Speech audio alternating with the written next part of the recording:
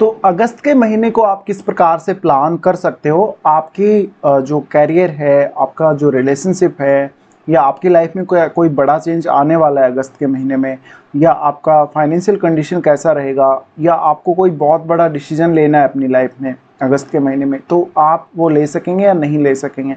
तो यहाँ पे देखिए, कन्या लगन अगर आपका हो, तो कुछ इस प्रकार का आपका चार्ट बनेगा कन्या लगन का अगस्त के गोचर के हिसाब से। और जो आपको प्लेसमेंट नज़र आ रही है, इसमें कुछ थोड़े बहुत परिवर्तन ज़रूर हो सकते हैं महीने के मध्य में, लेकिन लगभग इसी प्रकार की स्थिति आपको अगस्त के गोचर के दौरान अपनी लगन कुंडली में देखने को मिलेगी। तो अब हम सबसे पहले एक बार बात कर लेते हैं ग्रहों की गोचरीय स्थिति की, उसके बाद चार्ट के हिसाब से आगे बढ़ेंगे। तो गोचर में अगर हम बात करें, तो गोचर में सबसे पहले बात करते हैं सूर्य की स्थिति की।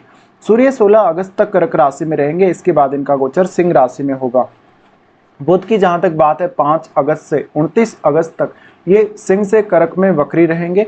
शुक्र सिंह राशि में रहेंगे और 25 अगस्त से कन्या राशि में प्रवेश कर जाएंगे। मंगल का गोचर वृषभ में होगा और 26 अगस्त से ये मिथुन राशि में प्रवेश कर जाएंगे। इसके अलावा गुरु वृषभ राशि में ही गोचर करने वाले हैं।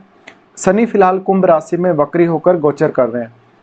चंद्रमा 1 अगस्त को आपको मिथुन राशि में देखने को मिलेंगे। इसके अलावा राहु और केतु के गोचर में फिलहाल कोई बदलाव नहीं है। जहां पर राहु मीन राशि में गोचर कर रहे थे, वहीं केतु भी कन्या राशि में ही गोचर करेंगे अभी। तो ये गोचरीय स्थितियां हमने अभी बात कर ली इनकी। अब देख लेते हैं यहाँ पर आपके जो चार्ट है उसके हिसाब से जो प्लेसमेंट बनी हुई है उसका कैसा असर आपको दिखेगा। तो सबसे पहले बात करते हैं यहाँ पर बुध के बारे में। बुध आपके लग्नेश और 10वें घर के स्वामी बनते हैं। बुध का गोचर आपके अभी चार्ट के 12वें भाव में है, यानी 12वें भाव में आपका यहाँ पर बुध का गोचर हो रहा है और बुध अभी वक्री स्थिति में भी है। तो बुध का जो यहाँ पर मूवमेंट है वो आपके 11वें भाव की तरफ है, तो कहीं ना कहीं धन वृद्धि हो सकती है आपके लिए इस मंथ के दौरान। इसके अलावा कुछ नया इनकम सोर्स आपको मिल सकता है कहीं ना कहीं से, या आपको कोई ऐसा आइडिया भी आ सकता है इनकम वगैरह को लेकर, या अपनी जो फाइनेंशियल जो कंडीशन है उसको बहुत ही अच्छे तरीके से आप मैनेज करने को देखेंगे। अपनी आर्थिक स्थिति को लेकर अगर आपको कोई डिसीजन लेना है तो वो आप इस समय ले सकते हैं। तो जो बुध की स्थिति है ये आपको बहुत ही ज़्यादा फेवर कर रही है फिलहाल। लेकिन यहाँ पर एक जो आपको समस्या आने वाली है बुध के वक्री होते हुए, देखिए यहाँ पर आपके सामने बहुत सारे ऐसे ऑप्शंस आ जाएंगे जहाँ पर आपको कौन सा ऑप्शन पर्टिकुलरली चुनना है वो आपके लिए थोड़ा सा डिफिकल्ट जरूर हो सकता है।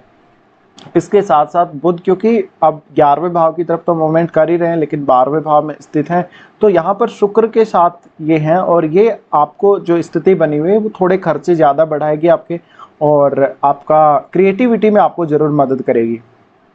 इसके बाद हम देख लेते हैं शुक्र को। शुक्र जो कि दूसरे भाव के स्वामी और आपके चार्ट में 9वें भाव के स्वामी बनते हैं। अब शुक्र का गोचर अगर आप लोग देखेंगे तो ये सिंह राशि में शुक्र अभी गोचर कर रहे हैं, तो दूसरे घर के स्वामी होकर यहाँ स्थित हैं, तो खर्चे बहुत ज़्यादा बढ़ने वाले हैं। अपने खुद के लिए, अपनी फैमिली के लिए या अपने किसी रिलेशनशिप के लिए बहुत बड़ा खर्चा आपका हो सकता है। इसके साथ साथ जीवन साथी के लिए आपका कोई बहुत मेजर इस मंथ में खर्चा हो सकता है। तो यहाँ पे मेनली आपके पास पैसा बचेगा नहीं, आपको कुछ ना कुछ नया करना पड़ेगा, कोई ना कोई काम करना पड़ेगा जिससे आपको थोड़ी एक्स्ट्रा इनकम हो। अब जो शुक्र की स्थिति है ये स्थिति यहाँ पर बुध और सूर्य के साथ भी रहने वाली है, तो ऐसी कंडीशन में आप ये भी अनुमान लगा सकते हैं कि अगर आप विदेश में सेटल्ड हैं और विदेश में आप जॉब वगैरह कर रहे हैं या विदेश से कोई आपको इनकम होती है, चाहे किसी भी प्रकार की इनकम होती हो, तो इस मामले में भी यहाँ पर शुक्र आपको बढ़िया सपोर्ट करने वाले हैं। उसके बाद यहाँ से शुक्र अपना राशि बदलेंगे और कन्या राशि में आ जाएंगे। कन्या राशि में इनका जो गोचर होगा 25 अगस्त से स्टार्ट होगा। यहाँ पर आपको थोड़ा रिलेशनशिप में दिक्कतें आ सकती हैं, आपका अट्रैक्शन किसी अन्य की तरफ हो सकता है, जीवन साथी के अलावा किसी के साथ आप अट्रैक्ट होकर कहीं ना कहीं उनके साथ रिलेशनशिप में आ सकते हैं या उनके साथ प्यार में पड़ सकते हैं। यहाँ पर क्योंकि राहु आपको अभी भी डिस्टर्ब कर रहे हैं लगातार मैरिड लाइफ में और रिलेशनशिप में, तो ये थोड़ा सा जो खराब स्थिति हमें देखने को मिलेगी।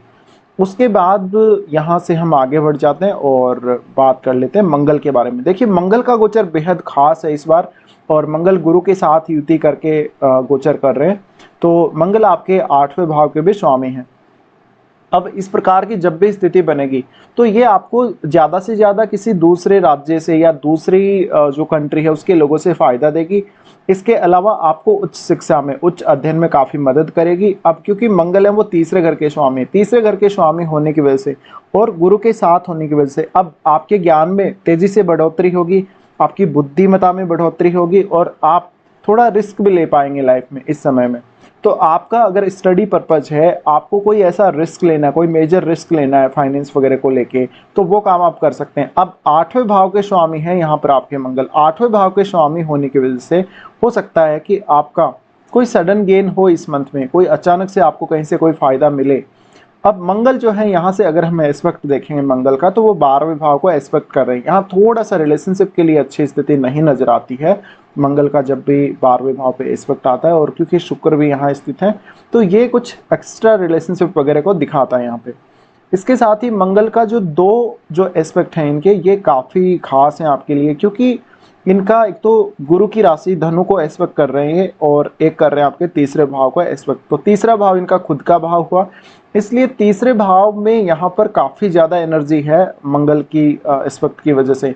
तो ये भाई बहनों के साथ अच्छे रिलेशंस को दिखाता है, पड़ोसी रिश्तेदारों के साथ भी बढ़िया रिलेशन को दिखाता है, और आपको जीवन में किसी भी प्रकार के ऐसे काम जिसको आप इजीली नहीं कर पा रहे थे या जिसको करने में आपको बहुत ज़्यादा कठिनाई आ रही थी, ऐसे काम को करने के लिए मंगल यहाँ पर आपको प्रेरित करेगा और जो रिजल्ट्स आएंगे काफ़ी फास्ट आएंगे।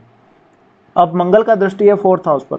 4th हाउस पर जब मंगल का दृष्टि पड़ेगा और मंगल जब 4th लॉर्ड के साथ ही होगा, तो ये अपने घर से दूर जाने की स्थिति को दिखाता है।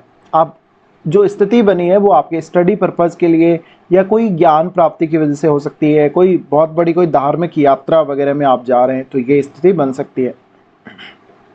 अब यहाँ पर देखिए गुरु और मंगल जब भी साथ होते हैं तो मंगल एक फायर पावर की तरह है, और ये जो स्थिति बनती है इसमें आप ज़्यादातर ये देखते हैं कि गुरु के जो रिजल्ट हैं थोड़े स्लो होते हैं, लेकिन अब मंगल के साथ होने की वजह से आपके जो गुरु से संबंधित जितने भी रिजल्ट हैं वो काफ़ी फास्ट आएंगे। और इसके साथ साथ आपको भाग्य से भी काफ़ी लाभ मिलेगा, आपको संतान से भी काफ़ी लाभ मिलेगा। इसके बाद हम बात कर लेते हैं गुरु की खुद की ही। तो गुरु जैसे कि हमने बोला 4th लॉर्ड और 7th लॉर्ड हैं और 9th हाउस में स्थित हैं। तो जीवन साथी के साथ अगर कोई लंबा टूर करना हो या अपने बिजनेस के पर्पज़ से आपको कोई लंबा टूर करना हो तो ये समय बहुत ही ज़्यादा फेवर कर रहा है फिलहाल आप लोगों को। इसके अलावा गुरु आपके ज्ञान को बढ़ाने वाले होंगे, आपके मान सम्मान और प्रतिष्ठा को बढ़ाने वाले होंगे, आपको विदेश ले जा सकते हैं, आपको आध्यात्म की दुनिया में ले जा सकते हैं। इसके अलावा आपके धन की जो है वृद्धि होगी, और उसके साथ साथ आपको जो ज्ञान है, आप में जितनी समझ है, उसके माध्यम से आप दूसरों के जीवन को प्रकाशित करने को देखेंगे। अब क्योंकि गुरु का दृष्टि 5वें भाव पर भी है, और 5वें भाव पर जब गुरु का दृष्टि पड़ रहा है तो यहाँ पर गुरु आपको संतान से संबंधित किसी भी प्रकार की अगर बाधा है, लव लाइफ में किसी प्रकार की बाधा है या अपनी एजुकेशन को लेकर किसी प्रकार की कोई दिक्कत है, तो उसके लिए एक बहुत बेहतरीन स्थिति बना रहे। इसके अलावा ऐसा गुरु आपको बहुत अच्छे से निर्णय लेने में मदद करेगा, आपके माइंड को काफ़ी तीव्र बनाएगा, सोच समझकर डिसीजन लेने वाले होंगे। अगर मंगल आपके चार्ट में बहुत ही मजबूत स्थिति में है तो निश्चित रूप से इस समय आप काफ़ी तेज़ी से डिसीजन ले सकेंगे। तो जो गुरु का गोचर है ये आपके लिए बेहद खास है, और इस समय कोई घर परिवार का कोई रिलेशनशिप से जुड़ा हुआ आपको स्पेशली कोई काम करना है तो ये समय बेहद खास है आप लोगों के लिए। इसके बाद यहाँ से हम आगे बढ़ते हैं, शनि के बारे में बात कर लेते हैं। देखिए शनि का अगर हम गोचर देखेंगे तो शनि आपके 5वें और छठे घर के स्वामी होकर फिलहाल छठे घर में अभी वक्री स्थिति में है। देखिए शनि जब भी वक्री स्थिति में होते हैं तो वो नॉर्मली जैसे डिले करते हैं शनि, वैसा वो डिले नहीं करते। तो ज़्यादातर आप अगर कोई कंपटीशन वगैरह फेस कर रहे हैं, आपने काफ़ी सारे कंपटीशन दिए होंगे बट आप किसी में भी सफल नहीं हुए, या हो सकता है कोई रिजल्ट वगैरह आपका अटका हुआ हो, तो वो रिजल्ट अब आ सकता है। इसके अलावा आपके फेवर में आने के बहुत ज़्यादा चांसेस होंगे। आपने अब तक जितना भी ज़्यादा मेहनत किया है, जितना भी स्ट्रगल किया है, वो सारा का सारा स्ट्रगल आपका ख़त्म होगा और आप एक सही दिशा में जाएंगे कैरियर को लेकर। यहाँ पर ये ज़रूर हो सकता है कि आपके जो कार्यस्थल है, कार्यस्थल में कोई बड़ा बदलाव हो, या आपको कोई कार्यस्थल को लेके कुछ लंबी दूरी की यात्रा करनी पड़े। अपने कलीग्स के साथ और बॉस के साथ थोड़ा बहुत मनमुटाव होने के भी चांसेस हैं यहाँ पर। बट यहाँ शनि अभी भी आपको थोड़ा मेहनती बनाएंगे और काम करने को लेकर आप काफ़ी सीरियस रहेंगे। तो ये आपके कैरियर के लिए बहुत अच्छी स्थिति है। पर यहाँ पर आपके ऊपर अगर कोई लीगल मैटर है, किसी विवाद में ऑलरेडी आप फंसे हुए हैं, या कोई ऐसा काम जिसमें आपको कुछ नुकसान हुआ है फाइनेंशियली, या आपने कोई लोन वगैरह ले लिया है, या कोई ऐसी गलती कर दी आपने अपने प्रोफेशन वाइज, तो उसको सुधारने में अब यहाँ शनि आपको मौका देने वाले हैं। तो वैसे तो शनि यहाँ आपको प्रोटेक्ट करने का ही काम करेंगे क्योंकि शनि अपने खुद के घर में है, लेकिन क्या आप सच्चे इंसान हैं? क्या आपने वास्तविकता दिखाई है? कुछ छुपाया तो नहीं है? और आपने कुछ इलीगल काम नहीं करा है, तो ये सब इन मामलों में अगर आप हैं तो आपको शनि सपोर्ट करने वाले हैं। अब हम आगे बढ़ जाते हैं यहाँ से और बात कर लेते हैं यहाँ पर लगभग हमने देखिए सभी ग्रहों के बारे में बात कर ही लिए और चंद्रमा और सूर्य के बारे में हमारी चर्चा होनी बाकी है अभी। तो जहाँ तक बात है अभी चंद्रमा के बारे में अगर आप बात करेंगे और देखेंगे कि चंद्रमा का जो गोचर है वो आपके 10वें घर में होगा इस मंथ के स्टार्टिंग में। तो स्टार्टिंग की जो स्थिति है चंद्रमा की बेहद ऐसी कंडीशन में आपको ये देखना है कि आप शुरुआत में लगभग महीने के स्टार्टिंग में ही अगर कैरियर को लेकर कोई नया प्लानिंग कर रहे हैं, कोई डिसीजन लेने वाले हैं, तो ये समय आपके लिए बहुत ज़्यादा इंपॉर्टेंट है। उसके बाद चंद्रमा यहाँ से स्थान बदलेंगे अपना और आपके जाएंगे 11वें भाव में, जहाँ वो अपने घर में स्थित होंगे और सूर्य के साथ भी स्थित होंगे। तब इस प्रकार की स्थिति में आपके मन को बहुत स्ट्रांग बनाने वाले हैं, आपको काफ़ी जिद्दी बनाने वाले हैं, अपने फैसलों को आप बेहतरीन तरीके से ले सकेंगे। इसके अलावा कुछ हद तक आपके नेटवर्क को विस्तार देंगे, आपकी पॉपुलैरिटी में, आपकी मान सम्मान और प्रतिष्ठा में ऐसा जो चंद्रमा है वृद्धि करेगा। लेकिन ये स्थिति आपको ऑलमोस्ट 3 और 4 तारीख के आसपास देखने को मिलेगी। उसके बाद चंद्रमा आपके 12वें भाव में स्थित होंगे, जहाँ पर वो बुध और शुक्र के साथ भी रहेंगे। ऐसी कंडीशन में ये आपके लिए खर्चों का समय रहेगा। तो लगभग 5 या 6 तारीख के आसपास कोई बड़ा खर्चा आपको देखने को मिल सकता है। इसके अलावा आपका कोई लंबा यात्रा या कोई लंबा टूर हो सकता है अचानक से। तो जो चंद्रमा की स्थिति है आपके लिए बेहद खास है। इसके बाद हम बात करते हैं सूर्य के बारे में। सूर्य का गोचर अगर हम लोग देखेंगे तो 16 अगस्त तक सूर्य आपके लाभ स्थान में, जहां पर वो कर्क राशि में स्थित है। कर्क राशि में स्थित सूर्य आपको काफी ज्यादा पॉपुलैरिटी दे सकता है आपके प्रोफेशन या काम की वजह से। इसके साथ साथ आपको अच्छा धन लाभ दे सकता है। लेकिन मेनली ऐसा अगर सूर्य हो किसी का भी, तो जातक को ज्यादातर सामूहिक रूप से काम करने में ज्यादा मदद मिलती है या ज्यादा नेम फेम मिलती है। इसके साथ साथ सूर्य यहाँ से आपके 5वें भाव को भी काफी एक्टिव रख रहे हैं। तो 16 अगस्त तक की ये स्थिति है जिसमें आप कोई भी प्रकार का ऐसा काम कर रहे हैं जहां पर आप बहुत लोगों के साथ कनेक्टेड हैं एक साथ, या बहुत ज़्यादा सोशली एक दूसरे से कनेक्टेड हैं, तो इस मामले में आपको सूर्य बेहतरीन लाभ देने वाले हैं। ये लाभ आपको धन से संबंधित हो सकता है, आपकी प्रतिष्ठा बढ़ने, आपका मान सम्मान बढ़ने से संबंधित हो सकता है। इसके अलावा मान लीजिए कोई आप सोशल सर्विस में हैं या कोई ऐसा अभियान आपने चला रखा है जिससे आम लोगों को फायदा होगा, तो ऐसे में सूर्य यहाँ आपकी बहुत ज़्यादा मदद करने वाले हैं और आप बहुत ही अच्छे से लोगों को लीड कर सकेंगे सूर्य की इस स्थिति की वजह से। उसके बाद सूर्य स्थित होंगे आपके 12वें भाव में। अब 12वें भाव में क्योंकि सूर्य अपनी राशि में स्थित होंगे, तो यहाँ निश्चित रूप से सूर्य काफ़ी पावरफुल हो जाएंगे। और ऐसे में जो भी लोग विदेश रह रहे हैं या जो बहुत ही कोई क्रिएटिव फील्ड में काम करने वाले लोग हैं, उनको काफ़ी ज़्यादा मदद मिलेगी। यहाँ पर स्थित सूर्य आपके फिर 6th हाउस को एस्पेक्ट करेंगे। 6th हाउस पर दृष्टि डालने की वजह से आपके कामकाज में आने वाली बाधाएं, आपकी डेली लाइफ में आने वाली बाधाएं, इन सबको यहाँ सूर्य दूर करने वाले हैं। तो ये स्थिति आपको देखने को मिलेगी।